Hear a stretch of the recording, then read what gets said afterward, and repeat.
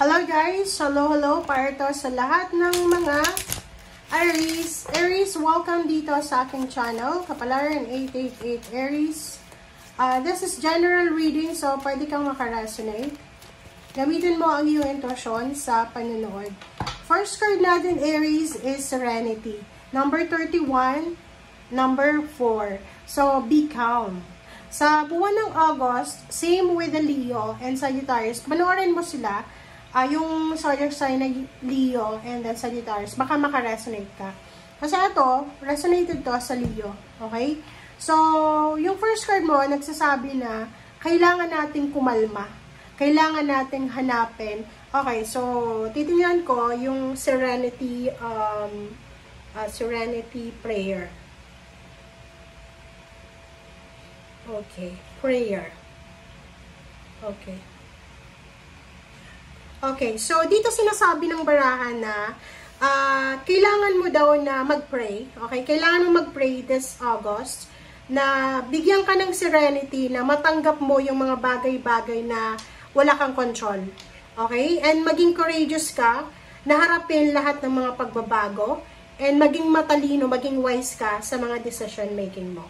Okay, so yun. That's the Serenity prayer.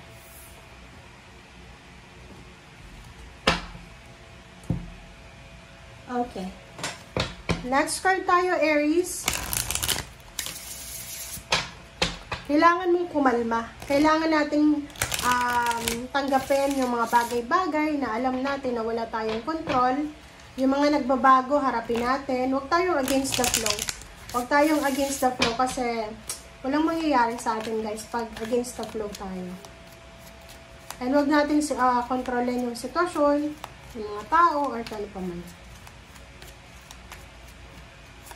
Alright, cherishing self.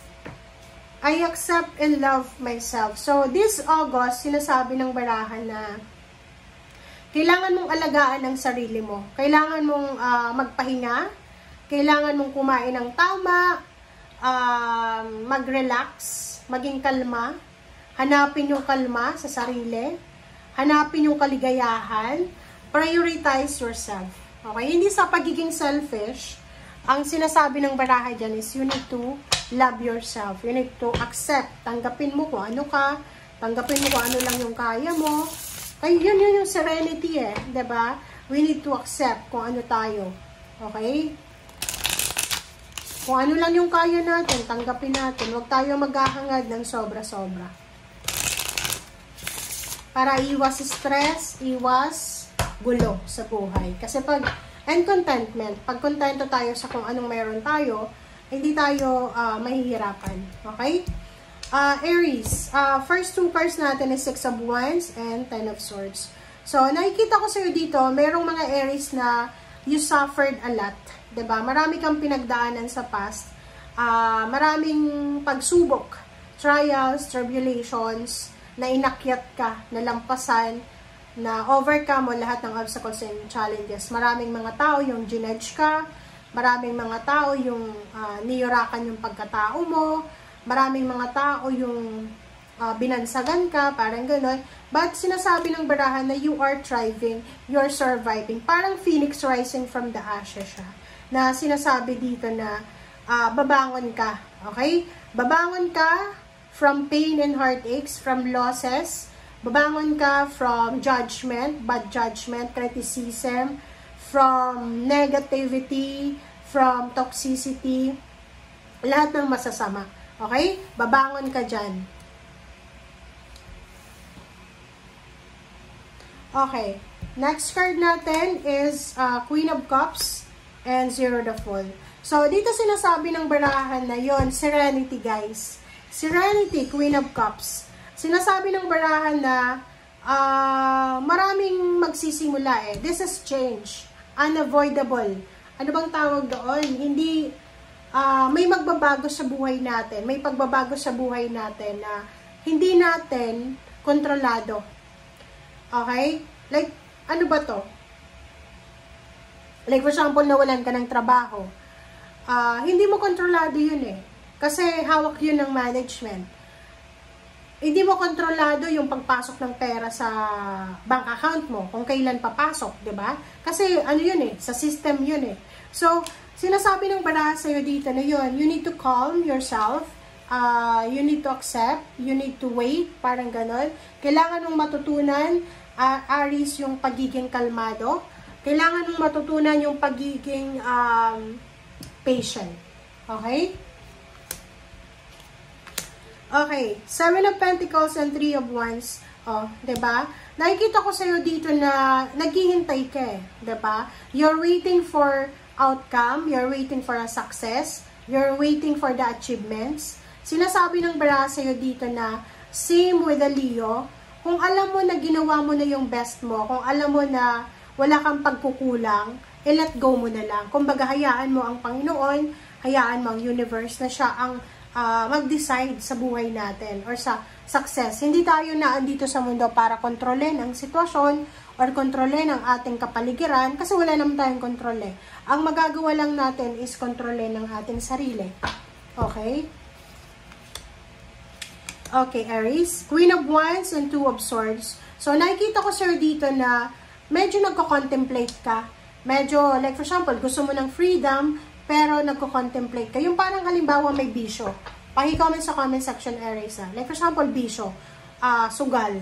Ang sugal, kaya mahirap yan pasukin ang sugal na yan kasi magre-relapse ka dyan diba? Masamang gamot, diba?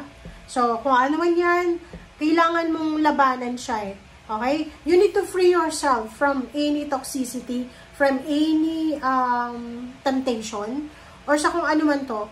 Kasi pwedeng sa buwan ng August, kasi 'di ba?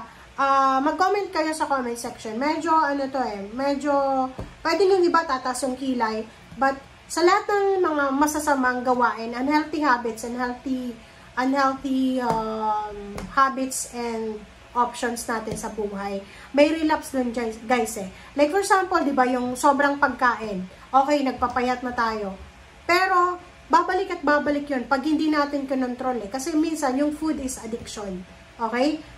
Ako, I'm guilty parang sa ganon, na yung minsan sa food, parang pag stress ako, pag sobrang malungkot ako, sobra akong kumakain ng marami.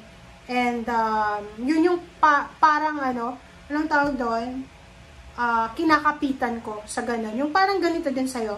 If may mga unhealthy habits ka, may bisyo, or kung ano pa man, na kailangan mong labanan na hindi mag-relapse, labanan mo siya. And ang pinaka-importante ditong panlaban is prayer. Walang sino man ang makaka-talo sa prayer, guys. Okay? Okay.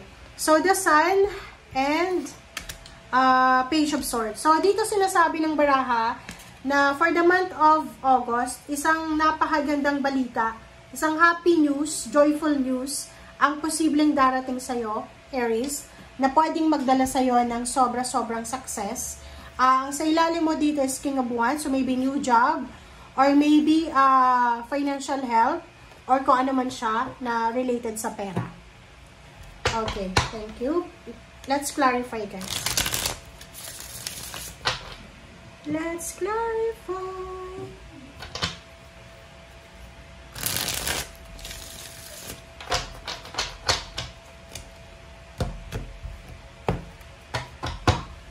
Alright, for the Six of Wands and Ten of Swords, Page of Wands. So, sinasabi ng baraha sa'yo, Aries, na ito yung prediction sa'yo ng future. So, yung future mo ay nagsasabi na you will be victorious. Parang rising, phoenix rising from the ashes. Makakabangon ka sa kung ano man na putik na pinanggalingan mo, or kung ano man na problema na pinagdaanan mo, makakabangon ka dyan. In the near future, sinasabi ng baraha na you will be victorious, you will be abundant.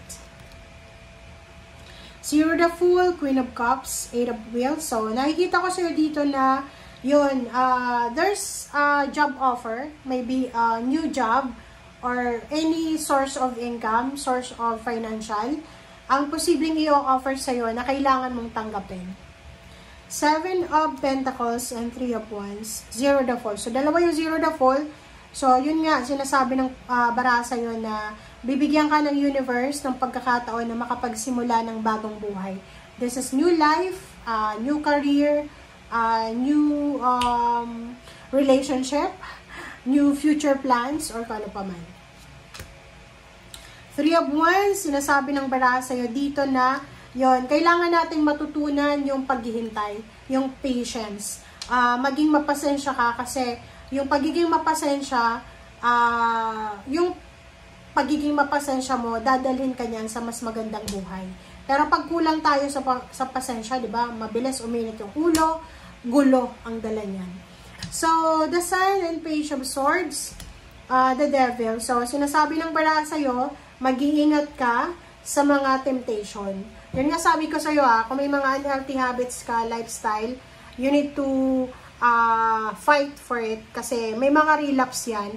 And yun na nga, eto, the Devil, sinasabi ng baraha, mag-ingat ka sa temptation.